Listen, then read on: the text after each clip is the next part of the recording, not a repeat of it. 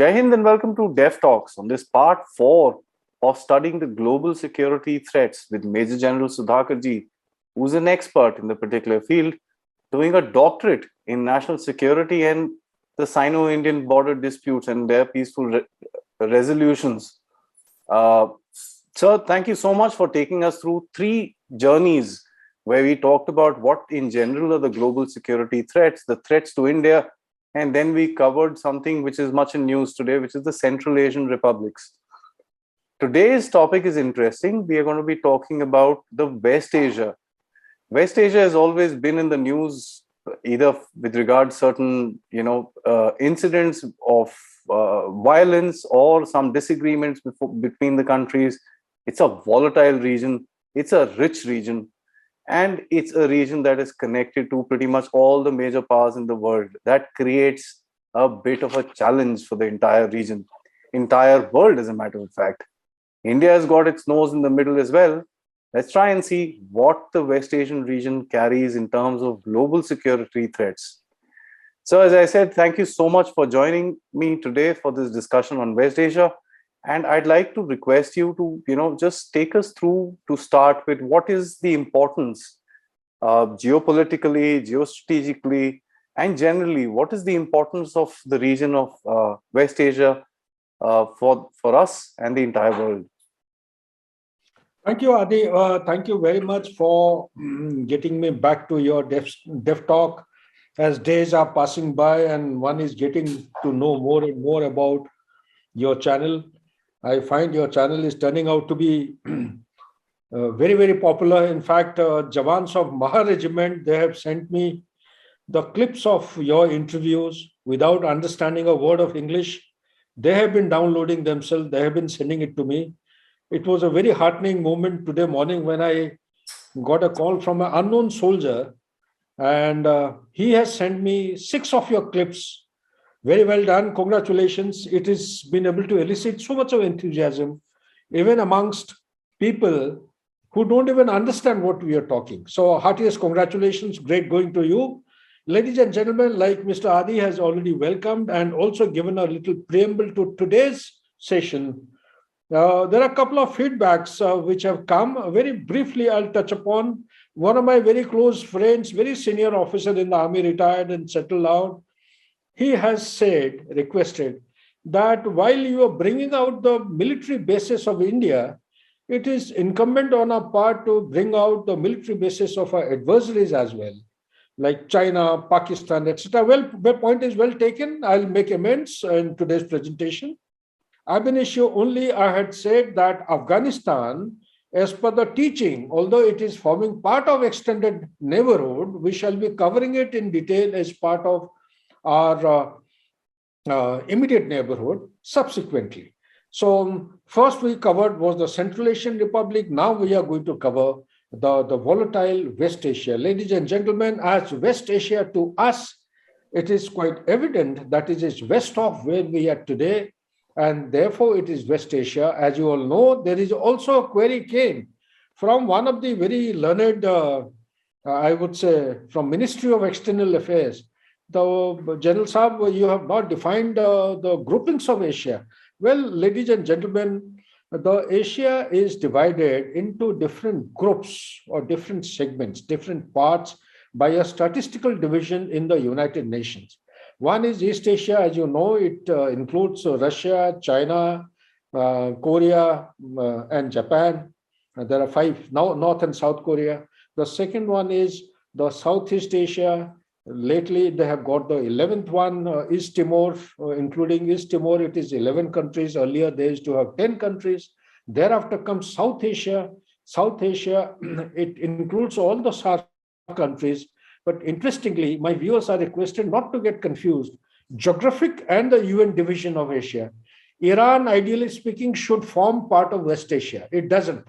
Iran forms part of South Asia for the purposes of studies of South Asia, as divided by the United Nations Statistical Division. Then come to West Asia. If you go as per the geographical parameters, there are almost about 20 countries. But I have gone as per the UN division, as per the statistical division. It includes 18 countries.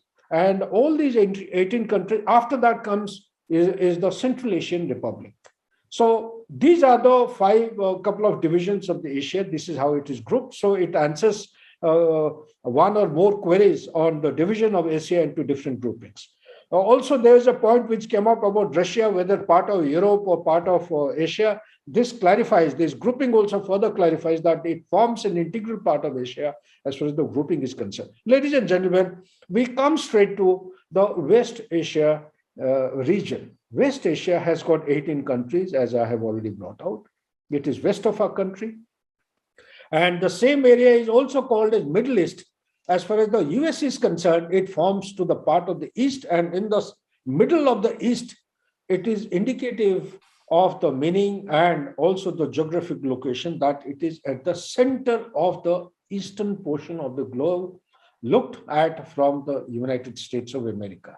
So therefore, 18 countries, total population as of now is 28.56 crores, and they have a total GDP of nominal GDP is 3.83 trillion as per 2019. As per my count, it is slightly more, but we'll go by the statistics as I have checked out from the net. And besides that, what is of relevance as far as before we go to the strategic significance is that geopolitically, West Asia occupies an important position in international relations due to its geographical location and proximity to continents. What it means is, ladies and gentlemen, is that there is South Asia to the south, there is China to the north, there is Central Asia to northwest, there is Europe to northwest, west-northwest, and Africa to the southeastern portion. So these are the important continents, thereby making it a central component of the global, as far as the geographical location is concerned. Another point I want to bring out here itself is that it is strategically significant due to the enormous energy, resources, and the trade routes, the link to the different parts of the world, and that the fact is that it is the place of origin of Abrahamic religion. We'll talk about Abrahamic religion a little later, but let me first of all come to the enormity or the enormous energy, source of energy. Now, as far as the source of energy is concerned, ladies and gentlemen, you will be most of you would be knowing about this. You see, this West Asia is the world's largest oil producing region, accounting for almost about 34 to 35% of world's production. Second point I wish to highlight and share with you is that almost about 45% of the global exports of crude oil belongs to West Asia. 45% of the global export. And third, and the last point in this particular paradigm is that 48% of the global proven oil reserves are here. Means 48% is almost 50% of the global reserve. I was carrying out a calculation of GDP that we'll talk separately. The GCC countries alone, they are as much as 34% of the global GDP. I was surprised and shocked to learn about this. So more about it a little later. An important issue that I have already shared with you is that the trade routes, they link to different parts of the world. Also, to some of you may get surprised that this also forms one of the belts where makes the Western Asia as the largest producer of wheat and one of the largest producers of cement in the world. Wheat? So, the air connectivity, the wheat, and the nitrogen fertilizer, we'll come to it about it later. But there is another part of the strategic location and the importance is all the powers in the world are seeking a stake due to the abundance of natural resources. I have already shared with you. But the important regional stalwarts are Saudi Arabia, Iran, and Turkey. These three countries, I'll talk about Israel separately. These three countries, they play a very, very important role and have vested interest, and therefore they are deeply immersed in every political dynamics and the situation evolving by the day. Next point under this paradigm again is also very important, that there are international players and multilateral organizations involved in the proxy conflicts due to energy resources and the trade route links. These are the few highlights I thought I must share with the audience, and thereafter we get going to the next issue, is that unless we study very briefly, although time is at premium, something about the historical relevance, this will value add to the better understanding. You see, historically speaking, when I spoke about the Abrahamic religion, what it means is that this is a religion which is a combination of Judaism, Christianity, and Islam mainly.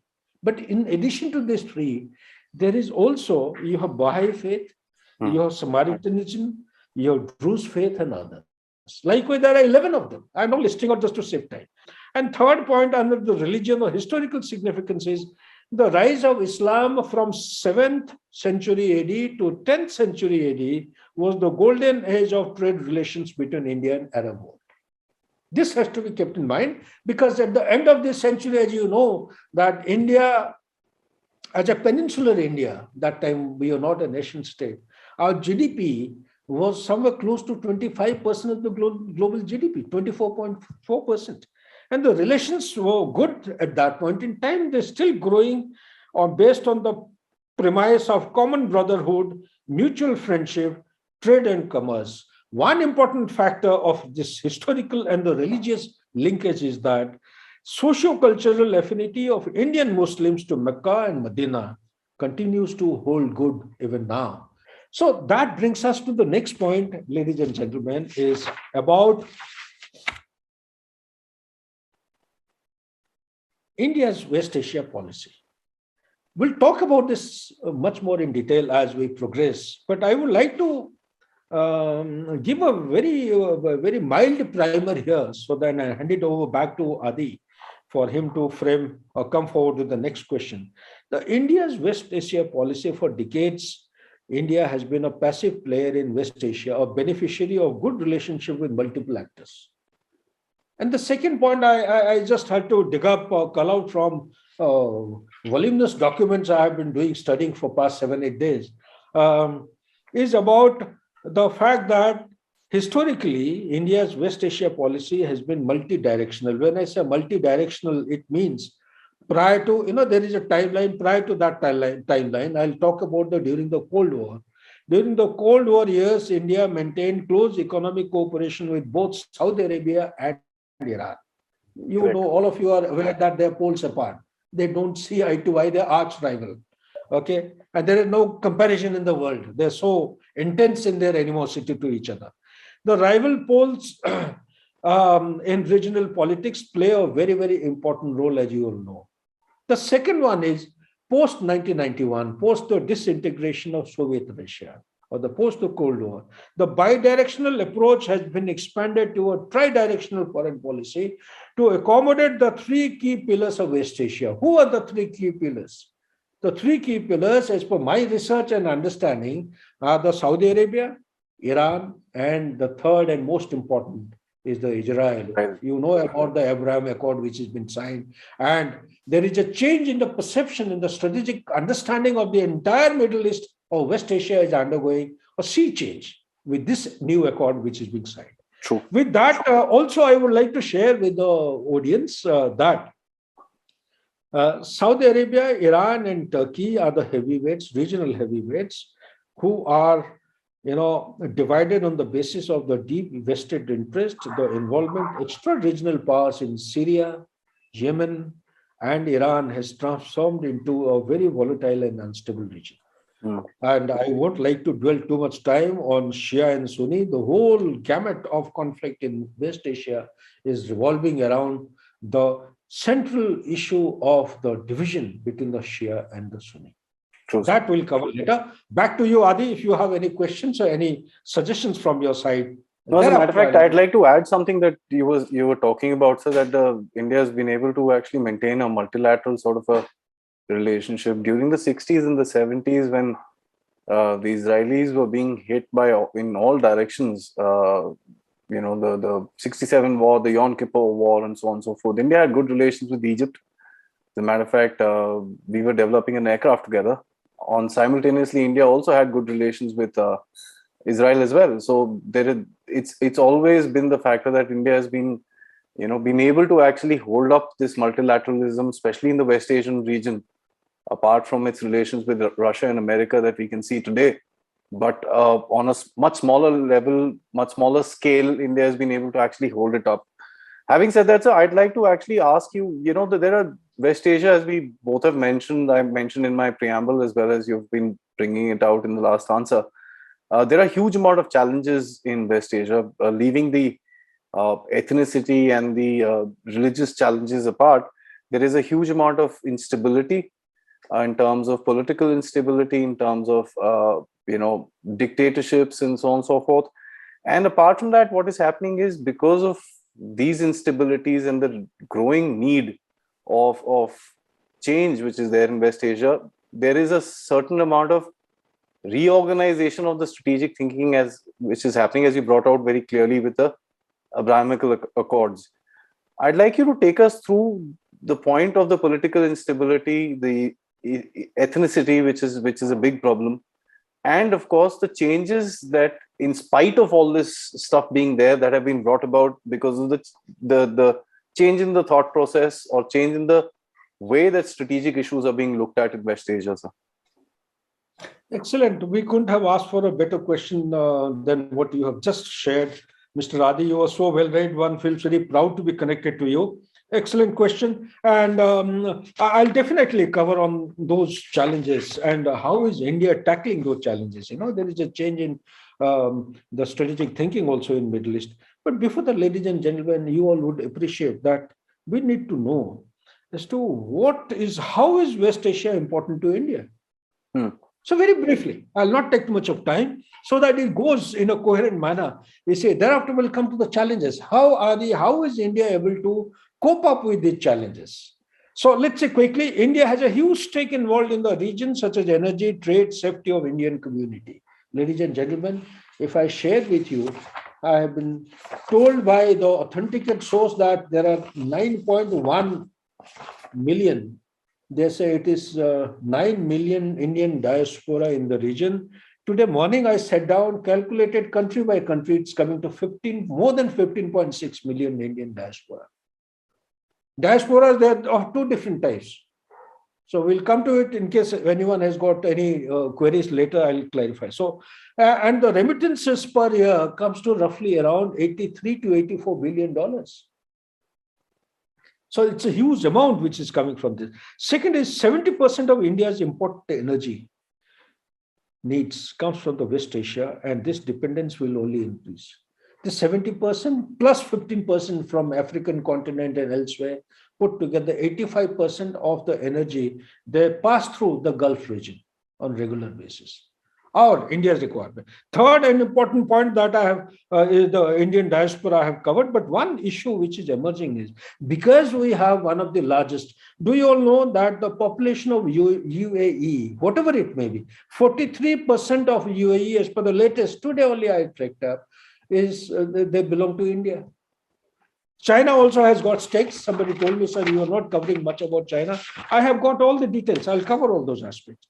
But by virtue of 43% of population being Indians, you would all be intelligent enough to appreciate how it is going to tilt the balance of administration, of governance, of having authority and power.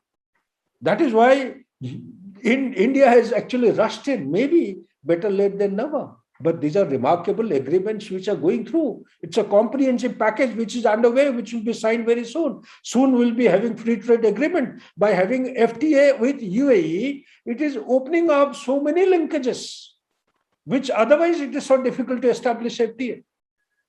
European Union, never grouping in the world, UAE is a kind of a central platform for free trade agreement. So similarly, we have counter-radicalization is another important point of which I thought, since it is actually gradually it is capturing Indian cerebral space, we need to take effective measures.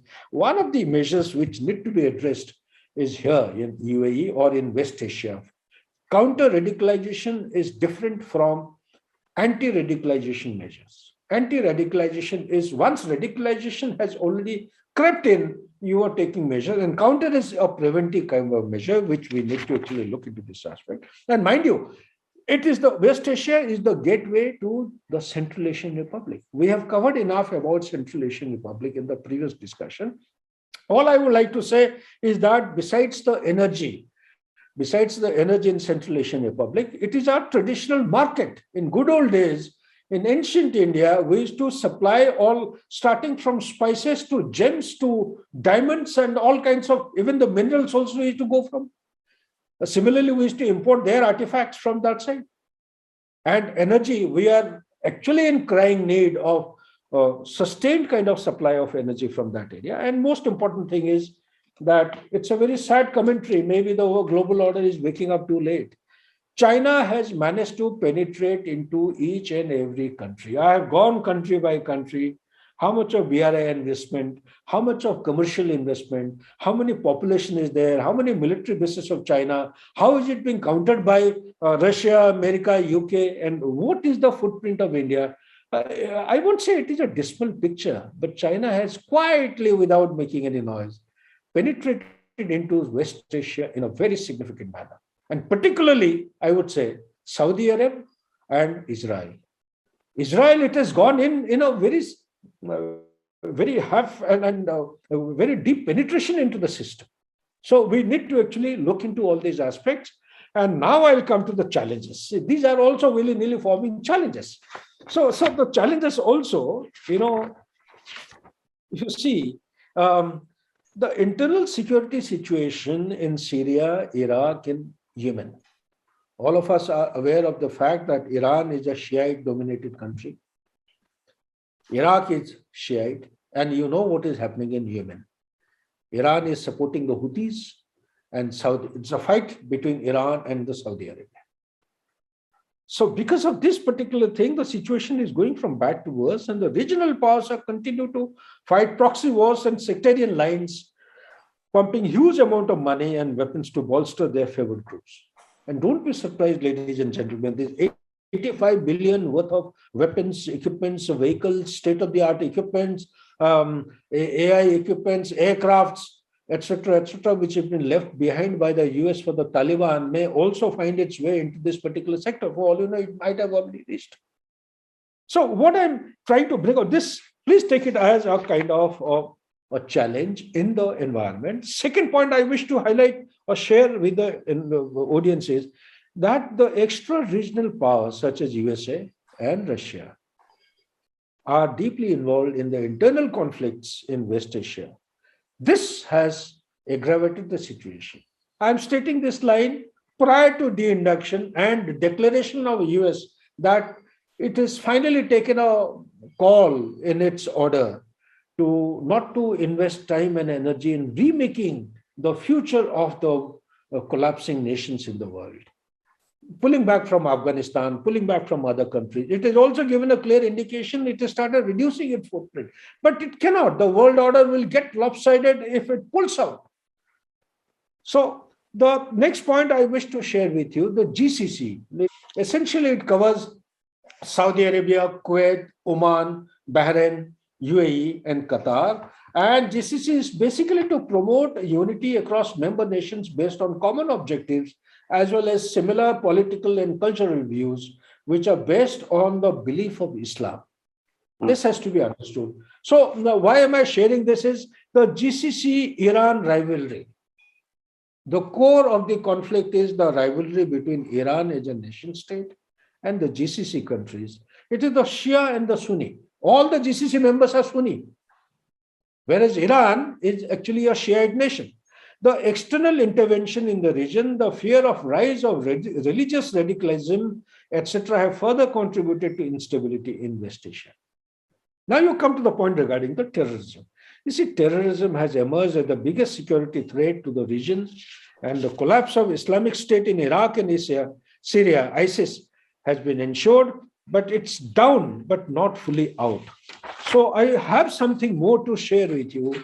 The whole conflict, although I have already indicated, Saudi Arabia is the leader of Sunni Arab world, deeply involved in Yemen against the Houthis, supported by Iran, and Iran and Hezbollah. It's a historical kind of a linkage they have.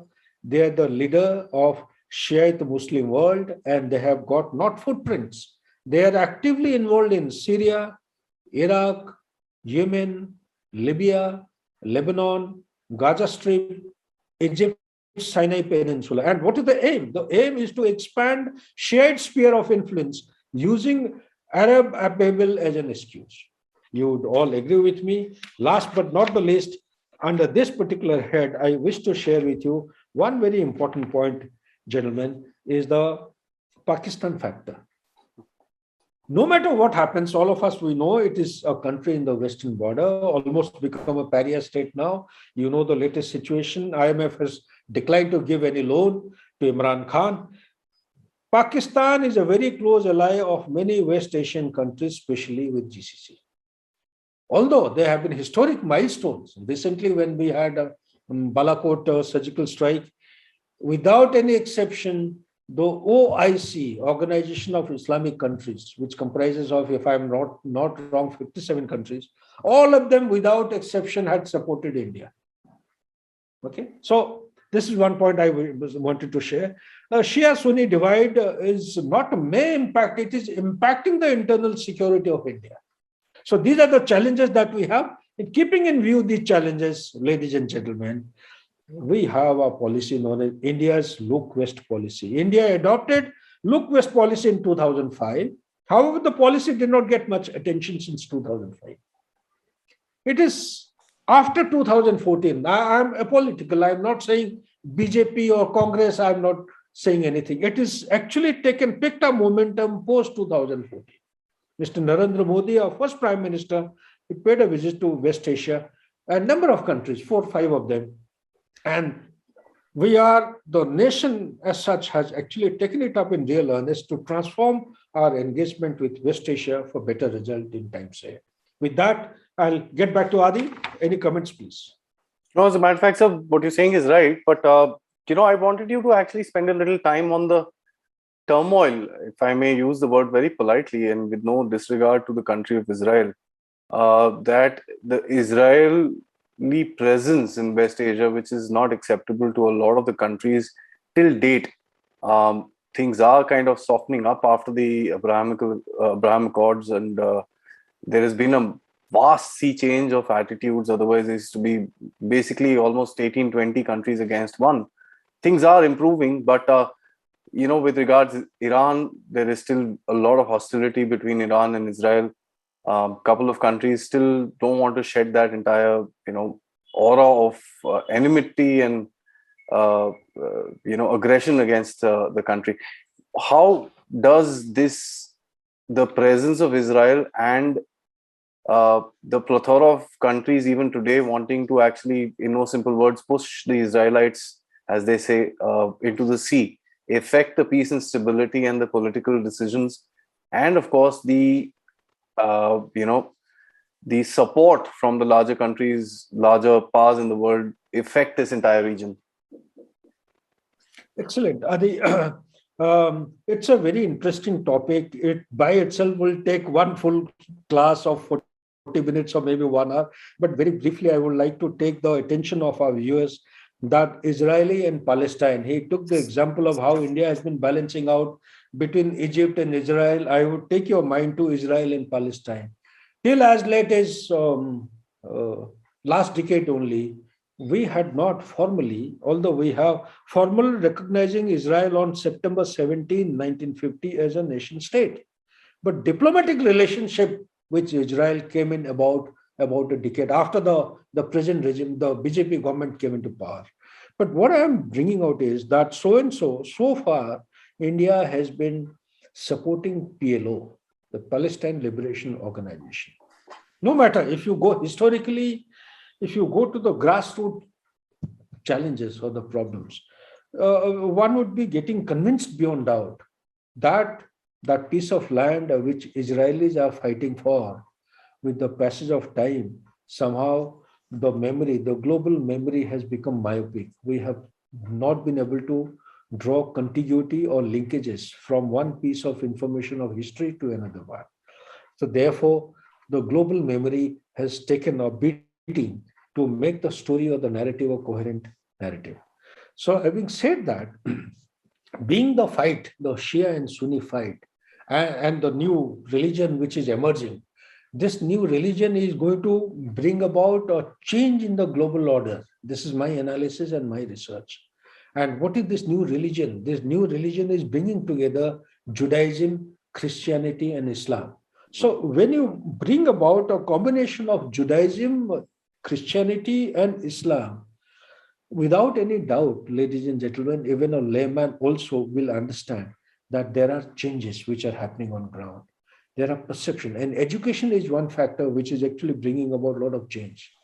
Plus, another important factor that has happened along with this religious uh, evolving affinity is the shift in focus of the global economics or dependence on the West Asia. Earlier, the energy, fossil fuel or energy security is to be provided from West Asia to further west. It is to go from, in other interpretation or expression, from east to west towards US, towards developed countries in the Europe, etc., etc. Now, with the discovery of shale gas, the dependence of these countries, the economy has actually reversed. This also is bringing about another change. And another point I wish to highlight also, it's a conglomerate of all the points, Unfortunately, this is the reality. Today, somebody sent me a post from Washington. When I was going through, it's only putting the old wine in the new bottle. No matter wherever the superpower, US, has gone in, regardless of all the locations, I'm yet to find out any place where they have a classical victory in a conflict. Almost all, when I started going into the details, like for example, Iraq and Afghanistan, they were there for 20 years. They spent something close to $8 trillion in 20 years. Afghanistan alone, they have spent about $2.6 trillion. Their own general officers. Their basic thing that it boiled down to was the American defense industries and the developed countries, their defense industries. They find a beautiful captive market available whenever there is a conflict, regardless of its objective. Whether Saddam Hussein was actually involved in making mass production, mass destruction weapon or not, that became a secondary issue. So firstly, the narrative building, the story building by the media, by the pictures, by social media, by NGOs, that had commenced and it painted Saddam Hussein as a negative person. And by the time the conflict came in, they had objective justified. But at the end of it, when you carry out, there are many independent organizations in the US, they have also came to the same conclusion. There is a huge military industry of this Western world which are dependent on the conflict zone. They generate revenue, they provide employment, they provide their GDP per capita income, and they make the livelihood convenient and comfortable. Why am I sharing all this is that when you study US, even they're also gradually getting impacted by this evolving religious affinity in the Middle East. This is called Abrahamic, the religion that we are talking of. Besides that, there are others also. We have, like India is not a member of the OIC. Despite the fact we are going to overtake, we have overtaken Pakistan as far as the Muslim population is concerned. I am saying 200 million, but the people who are more have got specific data, they say it is already 240 million. Pakistan population is 22 crores or 220 million. Indonesia is as close, I think it is 26 or close to 27 million, 270 million. We are about to become the largest Muslim populated country in the world. But still, why is India not a member of the OIC country today? Why I'm asking this question is, it has got an important, the relevance is that every time there is some dramatics or histrionics being created by Pakistan, they get away easily by virtue of the fact they're a member of the OIC, whereas Pakistan has got lesser number of Muslims than India. So we need to have our say by being a member of a particular grouping. So all these things put together, ladies and gentlemen, because of energy, because of the prime source of energy or fossil fuel, because being the central geographical piece of land or the massive of the world order, being centered to the roots and the trading routes and connectivity in the entire world order. You take the example of Dubai. Dubai is one such airport. It has got connectivity with all the countries in the world.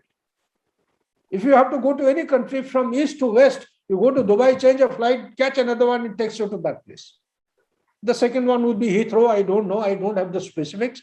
Heathrow in London. But Dubai, as far as I know and studied, that is actually giving the centrality of connectivity, centrality of your energy source, centrality of evolving dynamism of the religion, centrality of your predominance of the military industry. When I say what it means is, next time we'll be talking about Indian Ocean.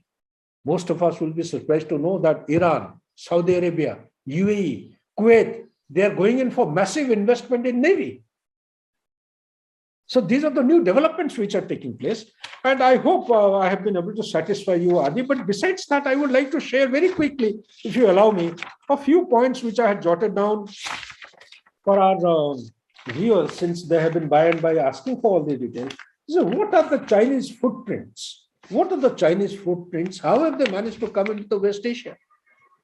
Because there was a call in the morning today. They were interested to remain live. I don't know how live connectivity can be ensured in your channel. I said, no. So there's a request for that. Very quickly and briefly, let me just tell you that total military bases in the world, US has got 52, Russia has got 13, China has 4, accounted and recorded.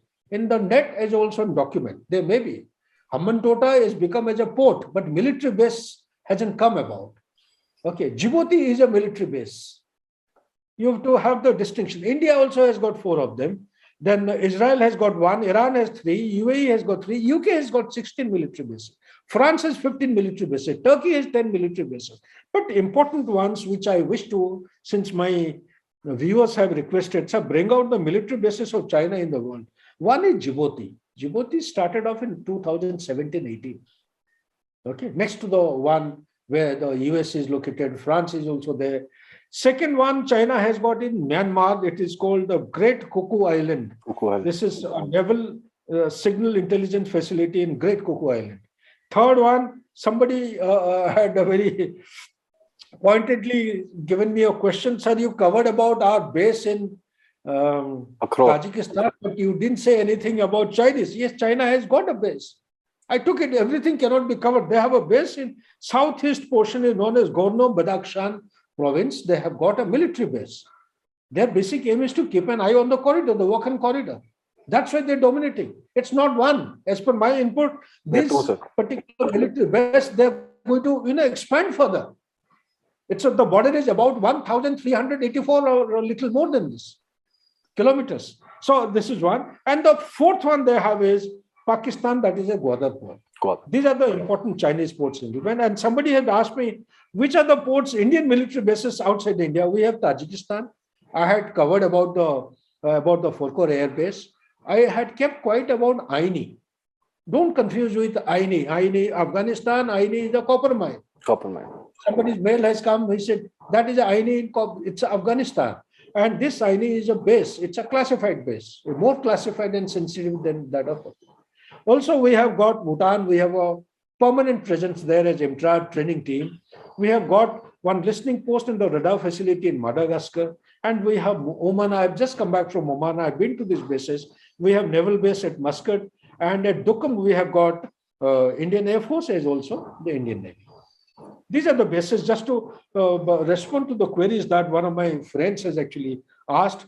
Chinese bases are also there in Jordan, Kuwait, in West Asia, Kuwait, Oman, Qatar. In Qatar, they have got almost about 10,000, there are 10,000 US troops next to Chinese military base. Saudi Arabia, Turkey, name of the camp in Turkey is Incirlik. Incirlik is the place where the US has got a nuclear bomb base, and the UAE. The China is in the middle of a complex diplomatic dance with West Asia by engaging rivals such as Syria, Saudi Arabia, Israel, and Iran, all at the same time. It aims to absorb Israel's technology in high-tech. I want to highlight this because this is important. High-tech and other advanced domains that dovetails well within the Made in China 2025 strategy of transitioning China's manufacturing to the advanced level of leveraging the internet, big data, AI, robotics among the key tools.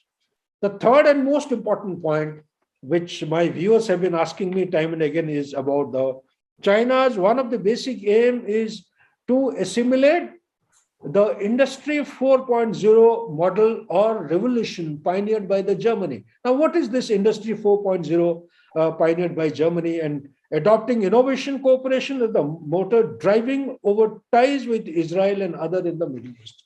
So for some of my viewers, very quick update about the Industry 4.0 revolution is the fourth industrial revolution is a way of describing the blurring of boundaries between the physical, digital, and the biological worlds. One of the video channel clips I saw, it's come out beautifully. I think it is Information Warfare or somebody you just recently you sent to me. Is one of the best. That should become a popular one because that is what is going to make the difference in times ahead. Now, 4.0 revolution, ladies and gentlemen, is a fusion of advances in artificial intelligence, robotics, Internet of Things, 3D printing, genetic engineering, quantum computing, and other technologies. It is characterized by a rapid fusion of technologies, ladies and gentlemen, that is successively dissolves the dividing line between the physical and the virtual worlds. And how does it manifest? Fourth industrial revolution. I'm skipping rest all points. When we have a special session, maybe we'll cover all these. Industry 4.0 era of digitization, high-tech strategy influenced by physical and digital trends. Four material manifestation of fourth industrial revolution is the autonomous motor vehicles, cars, trucks, drones, aircraft, ships, 3D printing, advanced robotics, new material, graphene. Translated into smart factory, smart products, and smart services. Third point is China and Saudi Arabia. They have signed an agreement, a letter of intent worth around $65 billion.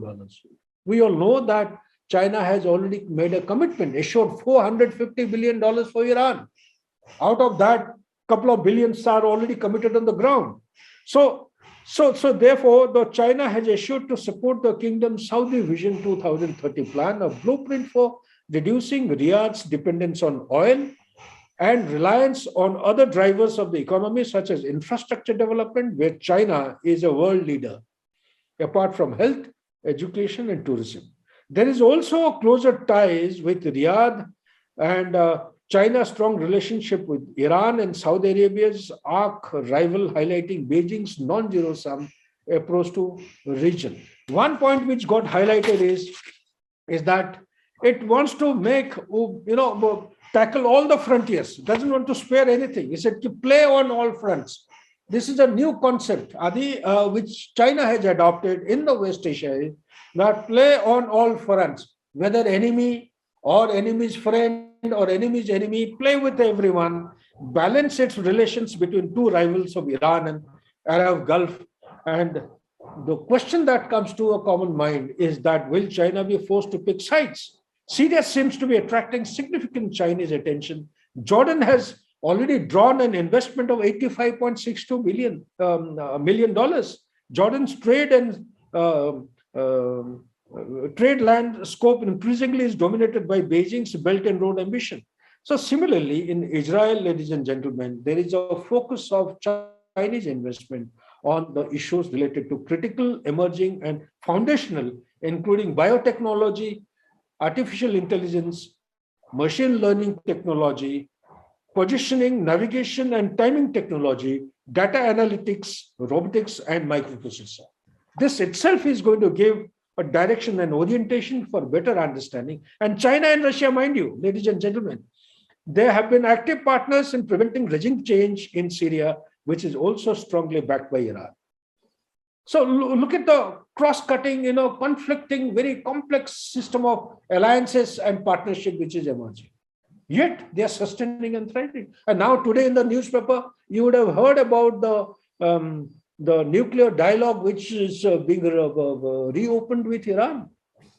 That JPOC, which we spoke of about 2-3 series behind, is going to reopen. With that, the dynamics of Chabahar port for India, the north-south axis that we discussed last time when we were talking about Central Asian Republic, they are all going to open up. And there is going to be a check balance with the US coming in with its presence there. There will be a checkmate being provided to the China also. So like this, the think tanks, when I went through, they are of the view that under the circumstances, India should play its cards in a very calibrated, slow and steady manner. Don't jump into the fray, in an ad hoc and arbitrary manner. So these are the few points. Aadi, back to you if you have any other queries that you can shoot.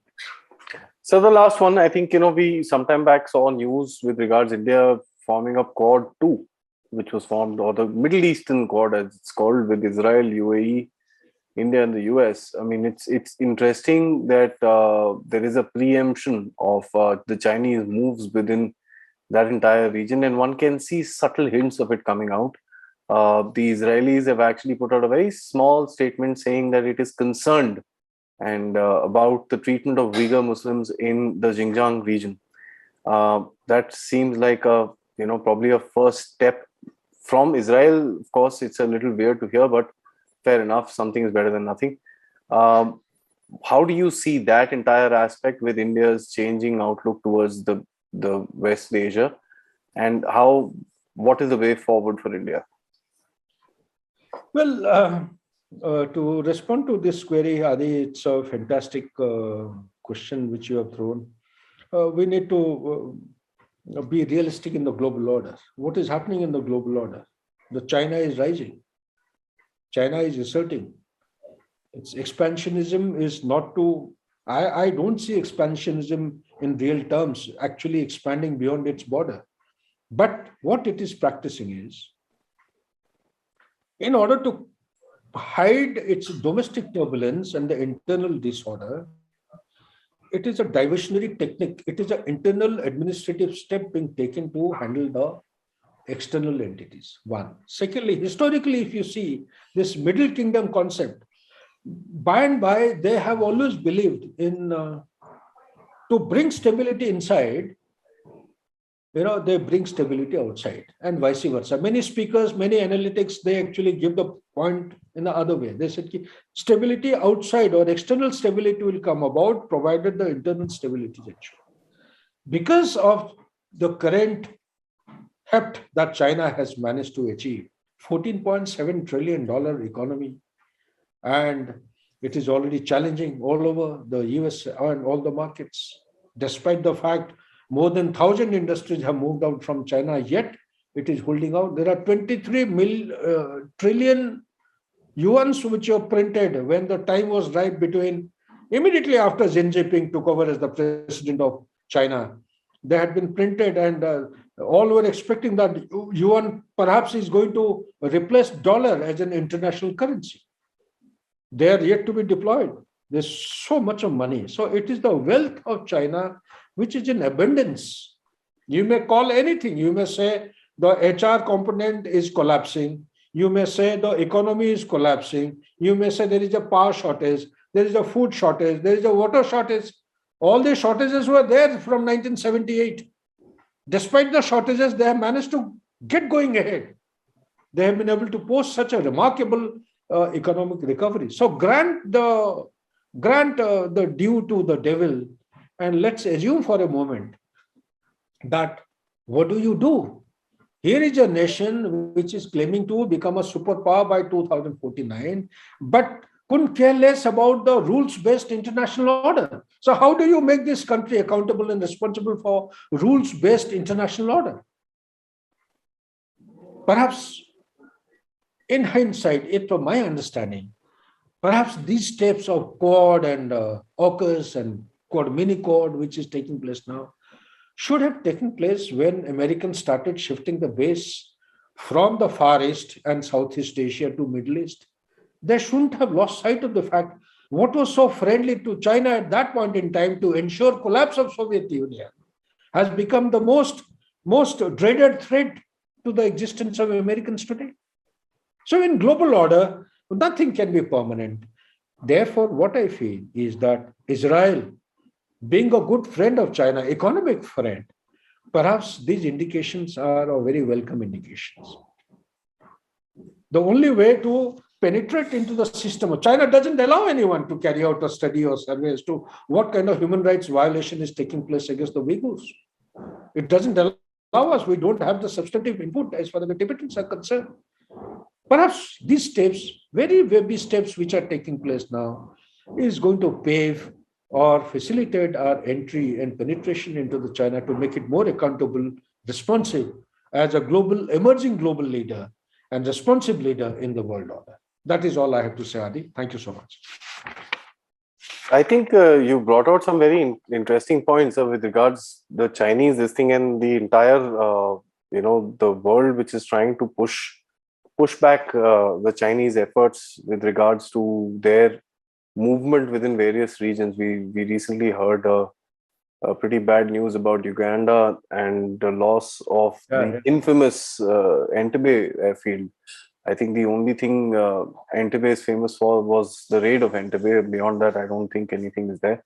Of course, Chinese will try, and it's of course the prerogative of the world to stop it trying, because look what's happening around us, and there is a lot that the world needs to do. Formation of these groups and subtle hints, as you mentioned, coming out of Israel are pretty welcome. But I think somewhere down the line, little harder steps with regards to disengagement and decoupling from China is something which will be needed. The only way that can happen is if the rest of the world, including growing stars like India, actually start acting up and putting their foot forward and trying to look after the interests of the people in that entire region, and of course try and invest and try and make investment within India more lucrative for countries there for a stronger economic relation to build up, which thereby increases interdependency and ties and so on and so forth. So thanks so much. I think this is a very, very crisp and clear discussion on West Asia. We've gone through what the West Asian area is all about, what all it contains, what are the, if I may use the very, very, very light word, prick points within West Asia. There are not many of them that one can discuss. Of course, the war in Syria, the ISIS, what happened in Iraq, what happened in Iran in 1979, the Arab-Israeli wars that have taken place across the region, moving on towards this way, where you've got the Saudis hitting the Houthis and literally keeping Yemen in doldrum to the Straits of Hormuz, which carries most amount of oil in the world from that area, one of the most piracy-infested waters right down south from there. So it's a very volatile region, and it's a very important region for the rest of the world. I think we'll look at this particular thing in the little future when we are covering sects and of Indian diplomacy that is going to open out in the West Asia, as we're going to see with the Quad 2.0 or the Middle Eastern Quad as it's known. We'll spend some more time discussing this entire thing. Till then, sir, thanks so much. And I think I look forward for the next subject. The viewers will as well, when we are going to take up a next part of our discussion on global security. Till then, sir, Jai Hind. Thank you. Thank you, Aadi. Well done and congratulations. Well done.